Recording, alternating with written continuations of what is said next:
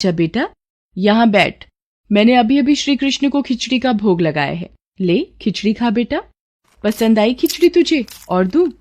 बस माँ, पूरा पेट भर गया, आनंद आ गया तुम्हारे हाथ की खिचड़ी खाकर। माँ, क्या मैं ये स्वादिष्ट खिचड़ी कल भी खाने आ सकता हूँ?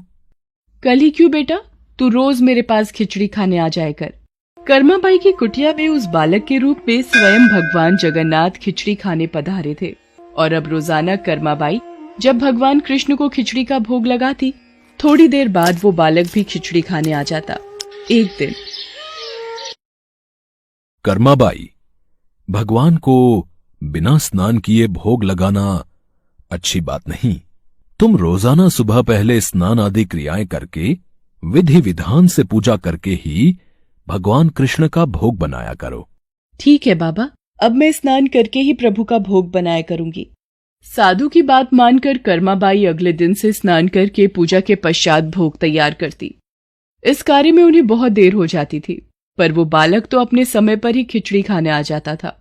माँ, खिचड़ी दो ना, जल्दी दो, मुझे बहुत भूख लगी है माँ। थोड़ी देर रुक बेटा, अभी देती हूँ।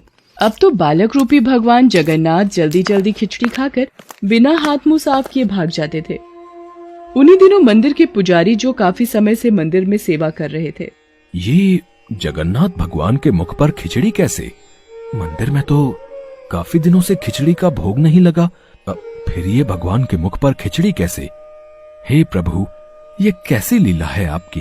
भगवान जगन्नाथ पुजारी के सपने में आते हैं।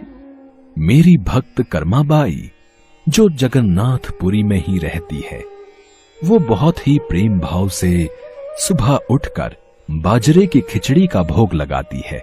मैं रोजाना सुबह जल्दी उठकर कर्माबाई की खिचड़ी खाने जाता हूँ।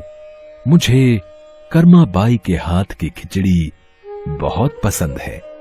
पर एक साधु ने उसके पास आकर सुबह स्नान और पूजा के बाद विधि विधान से भोग लगाने का बोल दिया है।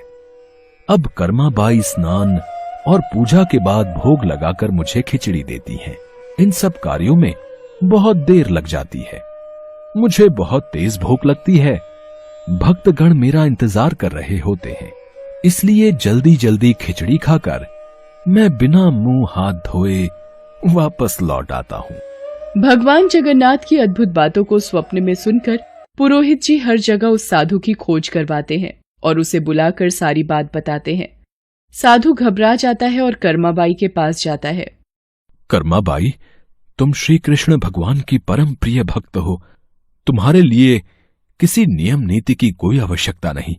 तुम अपने अनूठे प्रेम से जिस प्रकार सुबह जल्दी उठकर भोजन बनाती थीं, वैसे ही बनाकर भगवान का भोग लगाया करो। ठीक है साधु बाबा, अब मैं पहले की तरह ही सुबह जल्दी भोग बनाया करूंगी।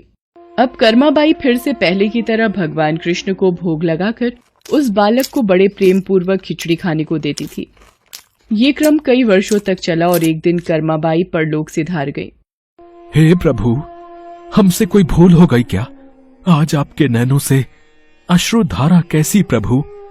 हे भगवान जगन्नाथ, क्या अपराध हुआ हमसे जो अब दुखी हुए प्रभु?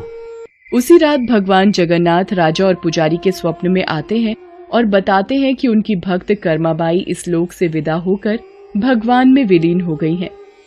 अब उन्हें सुबह सवेरे बाजरे की खिचड़ी कौन खिलाएगा, यही उन्हें दुख है। अगले दिन पुजारी जी, जो स्वप्न आपने देखा वही स्वप्न मुझे दिखाई दिया।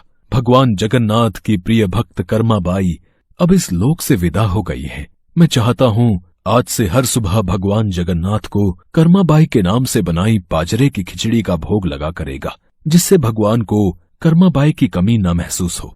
जी महाराज, अब से ऐसा ही होगा। उस दिन के बाद से कहते हैं कि भगवान जगन्नाथ को हर सुबह बाजरे की खिचड़ी का भोग लगाया जाता है। कर्माबाई के नाम की बाजरे की खिचड़ी के भोग से आज भी इस प्रथा को निभाया जा रहा है।